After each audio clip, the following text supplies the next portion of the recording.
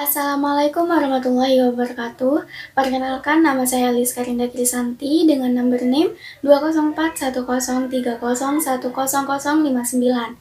Nah, di sini saya membuat video untuk menjelaskan tentang kisah teladan Nabi Isa.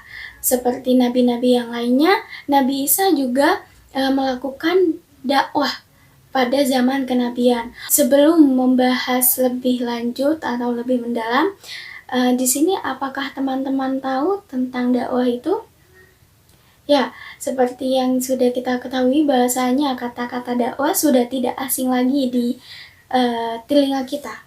Oke, di sini saya akan menjelaskan sedikit tentang definisi dakwah. Ya, dakwah adalah segala bentuk aktivitas yang menyampaikan ajaran Islam kepada orang lain dengan berbagai cara yang bijaksana agar memahami dan mengamalkan ajaran Islam dalam semua lapangan kehidupan.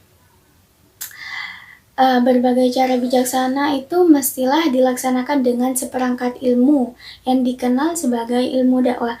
Jadi, sebelum melakukan dakwah, kita harus mengetahui terlebih dahulu tentang ilmu dakwah itu agar apa yang kita sampaikan nanti bisa langsung tersampaikan kepada halayak atau kepada mat'u.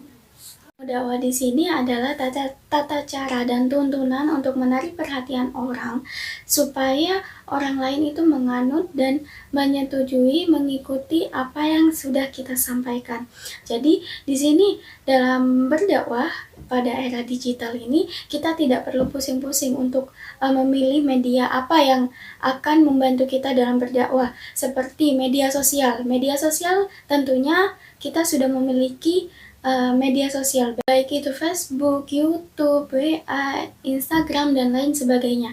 Nah, dengan kepemilikan akun tersebut, kita dapat memanfaatkan media sosial itu untuk melakukan berdakwah, baik secara berdakwah secara audio visual, ataupun secara tulis. Nah, dengan begitu dapat kita simpulkan bahwasanya dakwah adalah sebagai suatu proses mengajak kepada orang lain untuk berbuat kebaikan yang dilakukan oleh perorangan ataupun kelompok dengan menggunakan metode atau cara yang baik yang disesuaikan dengan kemampuan dai dan kemauan oleh mat'u.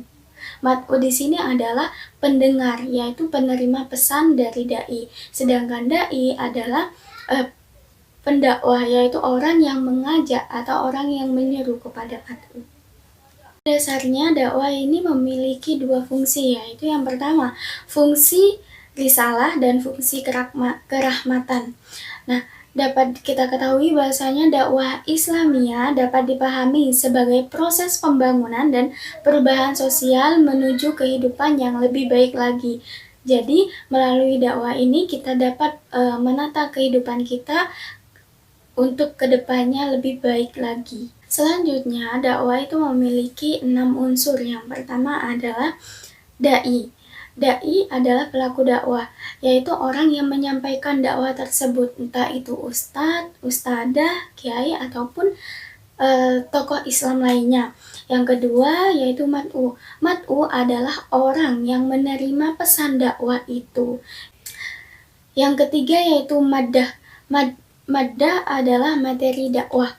Ya, materi dakwah di sini adalah apa yang akan dibahas oleh dai, yang akan disampaikan oleh dai kepada mat'u itu adalah maddah atau materi dakwah. Para dai dalam memilih maddah atau materi dakwah ini disesuaikan dengan isu yang lagi booming-boomingnya nih, yang lagi hangat diperbincangkan dalam masyarakat, di tengah-tengah masyarakat. Oke, yang selanjutnya yaitu Wailah. Wailah adalah media dakwah. Seperti yang saya jelaskan tadi bahwasanya sekarang sudah tidak perlu repot-repot lagi untuk datang ke suatu tempat untuk berdakwah. Kita bisa berdakwah melalui media, baik itu media massa, media sosial, maupun media elektronik. Dengan gampangnya kita bisa menggunakan media sosial. Ya, media sosial ini bisa kita gunakan dengan media YouTube. Banyak sekali di YouTube, channel-channel YouTube yang menjelaskan tentang dakwah yang orang-orang yang berdakwah di dalam YouTube. Kelima adalah toriko. Toriko di sini adalah metode berdakwah. Jadi dalam metode ini dai menggunakan metode yang mana? Entah itu metode diskusi ataupun metode tanya jawab. Nah, di sini dai bisa bebas memilih metode tersebut disesuaikan dengan kemampuan si dai dan kemauan si mat'u. Dan terakhir adalah atsar. Atsar di sini adalah efek dakwah. Yang dimaksud dengan efek dakwah di sini adalah efek atau respon yang diterima oleh mat'u kepada penyampaian yang sudah disampaikan oleh seorang dai tersebut. Jadi tujuan dari dakwah sendiri adalah untuk mempertemukan kembali fitrah manusia dengan agama agar menyadarkan manusia supaya mengakui kebenaran Islam. Oke, berikut ini ada sedikit cuplikan tentang gambaran kisah Nabi Isa alaihissalam yang dapat kita pelajari. Oke, simak baik-baik ya teman-teman. Bunda Nabi Isa alaihissalam yang bernama Maryam terkenal dengan ketaatan dan kemuliaannya dalam menjaga kehormatan. Maryam sangat taat dalam beribadah kepada Allah dan menjaga kesucian dirinya di mihrab. Mihrab merupakan sebuah tempat yang tertutup dan di sanalah beliau fokus beribadah kepada Allah. Tiba-tiba suatu hari ia dikunjungi oleh malaikat Jibril. Malaikat Jibril datang untuk memberitahu Maryam bahwa Allah akan memberi Maryam seorang anak laki-laki. Maryam merasa heran, sebab bagaimana mungkin ia bisa mengandung anak, sedangkan ia tidak pernah disentuh oleh laki-laki manapun. Ia merupakan wanita yang begitu menjaga kehormatan dirinya.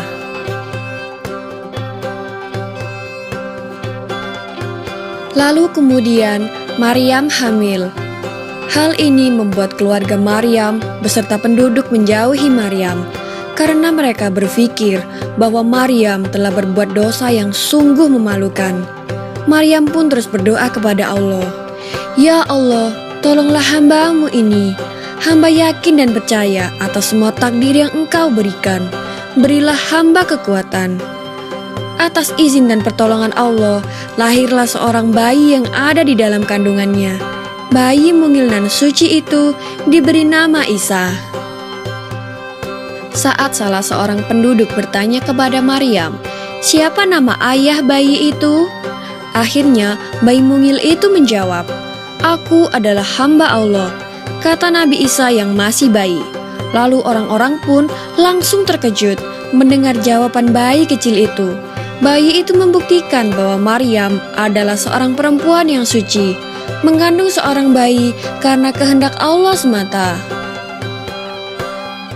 Setelah dewasa, Isa pun diangkat menjadi seorang nabi dan rasul. Isa berkata, "Sesungguhnya aku ini hamba Allah. Allah memberikan kitab suci Injil dan Allah menjadikan aku seorang nabi." Sebagai seorang nabi dan rasul, Isa bin Maryam juga dibekali berbagai mukjizat. Antara lain, ia dapat menciptakan burung dari tanah, dan mukjizat yang paling menakjubkan adalah ia dapat menghidupkan orang yang sudah mati. Namun, orang-orang yang melihatnya saat itu menyebutnya sebagai sihir. Nabi Isa pun juga sudah menjadi panutan bagi Bani Israel. Hal ini membuat para pendeta merasa iri kepadanya. Oleh karena itu, para pendeta menghasut pihak kerajaan untuk menangkap Nabi Isa dan akan memberikan hadiah yang besar jika ada orang yang membantu menangkap Nabi Isa. Maka pada akhirnya, Nabi Isa harus berdakwah secara diam-diam dan berpindah-pindah. Dalam dakwanya, Nabi Isa dibantu para sahabat, yaitu Simon, Judas Iskariot, dan lain-lain. Suatu saat, salah satu sahabat Nabi Isa, yaitu Judas Iskariot, berkhianat. Ia tergoda oleh hadiah dari kerajaan. Ia lalu memberitahukan di mana tempat persembunyian Nabi Isa. Ketika Nabi Isa dikejar oleh pasukan kerajaan, beliau akhirnya bersembunyi di gua. Dan kemudian Allah mengangkatnya ke langit.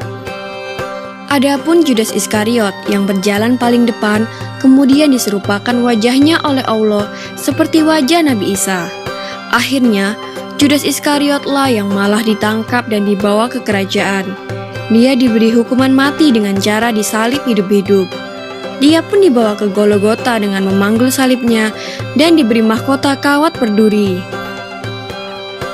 Begitulah akhir dari kisah Nabi Isa alaihissalam yang sejak dari bayi sudah diberikan kepandaian, sehingga sudah mampu berbicara dan berbagai mukjizat yang sangat mengagumkan.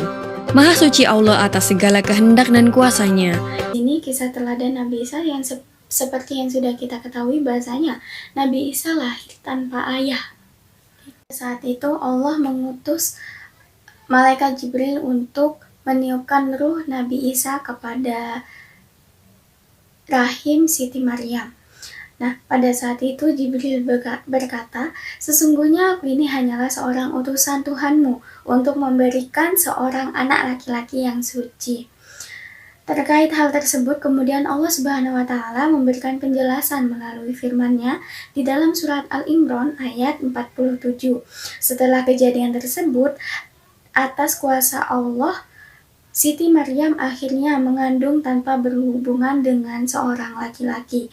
Setelah mengandung Nabi Isa, akhirnya Nabi Isa dilahirkan oleh Maryam dan melihat dunia untuk pertama kalinya. Siti Maryam mengandung Nabi Isa ini sama halnya dengan perempuan-perempuan lainnya, yaitu mengandung selama 9 bulan. Namun, karena Maryam tidak memiliki seorang suami, maka dirinya menjadi perbincangan di kalangan masyarakat. Bahkan banyak yang menuduh Siti Maryam melakukan perzinaan atau hamil di luar nikah. Perjalanan dakwah Nabi Isa alaihissalam sesungguhnya tidak jauh berbeda dengan Nabi Muhammad SAW ataupun dengan rasul-rasul yang lainnya. Tugas utamanya adalah mengajak manusia untuk beriman dan beribadah kepada Allah Subhanahu wa Ta'ala. Berbeda dengan Nabi Muhammad SAW, Nabi Isa hanya diutus kepada kaum Bani Israel. Nabi Isa mendapat perintah dari Allah Subhanahu wa Ta'ala untuk mengajak kaum Bani Israel menjauhkan diri dari kemaksiatan dan kemusyrikannya. Pada saat itu Allah memberikan amanah kepada Nabi Isa untuk menyebarkan ajaran kitab Injil. Tentu saja jalan yang dilalui oleh Nabi Isa alaihissalam ini sangat terjal karena ia mengalami pengkhianatan dan hampir dibunuh oleh kaumnya sendiri, yaitu kaum Bani Israel. Namun, atas pertolongan Allah Subhanahu wa Ta'ala, Nabi Isa diangkat dari langit dan terbebas dari pembunuhan tersebut. Nabi Isa juga mendapatkan tugas di hari kiamat kelak, yaitu sebagai Nabi yang adil. Nabi yang adil ini bertugas sebagai hakim yang adil di hari kiamat kelak. Rasulullah SAW bersabda, Nabi Isa akan memimpin kalian dengan kitab Rob kalian dan sunnah Nabi kalian. Hadis riwayat Muslim. Yang kedua yaitu meluncurkan salib. Saat akhir zaman kelak, Nabi Isa akan menghancurkan salib sebagai upaya membasmi agama Nasrani. Yang ketiga yaitu membunuh babi. Pembinasaan ini merupakan wujud kenajisannya sebagai koreksi atas perbuatan kaum Nasrani yang menghalalkannya. Oke, selanjutnya itu ada beberapa sifat Nabi Isa alaihissalam yang patut dicontoh oleh seluruh umat muslim. Yang pertama adalah terkait dengan tawakal Nabi Isa kepada Allah Subhanahu wa Ta'ala dan kesabarannya dalam menghadapi cobaan dari Allah Subhanahu wa Ta'ala. Selain itu, Nabi Isa juga memiliki iman yang sangat kuat dan yang paling penting adalah tekun beribadah kepada Allah Subhanahu wa Ta'ala. Ada 5 nilai-nilai keteladanan Nabi Isa alaihissalam yang dapat kita contoh dan dapat kita amalkan dalam kehidupan sehari-hari. Yang pertama adalah tentang keteguhan hatinya. Keteguhan hati yang dimiliki oleh Nabi Isa sangatlah tinggi. Nabi Isa alaihissalam dengan gigih berjuang dan dalam dakwahnya menyebarkan ajaran tauhid. Walaupun banyak sekali halangan dan rintangan Nabi Isa alaihissalam, namun Nabi Isa alaihissalam tetap teguh dalam pendirian dan keyakinannya akan kebenaran ajaran agama Islam. Yang kedua yaitu kesabaran. Hal ini dapat kita amalkan dalam kehidupan sehari-hari bahwa seberat apapun cobaan yang menghadang, hendaknya kita tetap bersabar karena Allah bersama orang-orang yang sabar. Dan yang ketiga adalah keadilan. Nabi Isa alaihissalam menjadi contoh bagi kita semua agar kita dapat dipercaya dan dalam menjadi pemimpin dan amanah dalam menjadi pemimpin.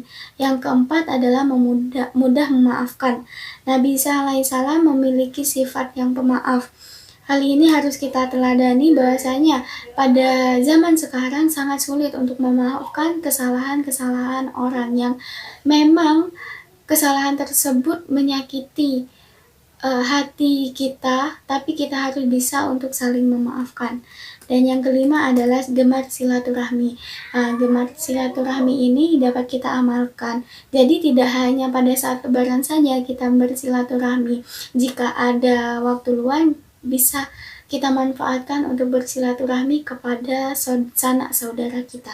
Ya, mungkin itu saja yang dapat saya sampaikan. Kurang lebihnya saya mohon maaf. Wallahul muwaffiq ila aqwamit thoriq. Wassalamualaikum warahmatullahi wabarakatuh.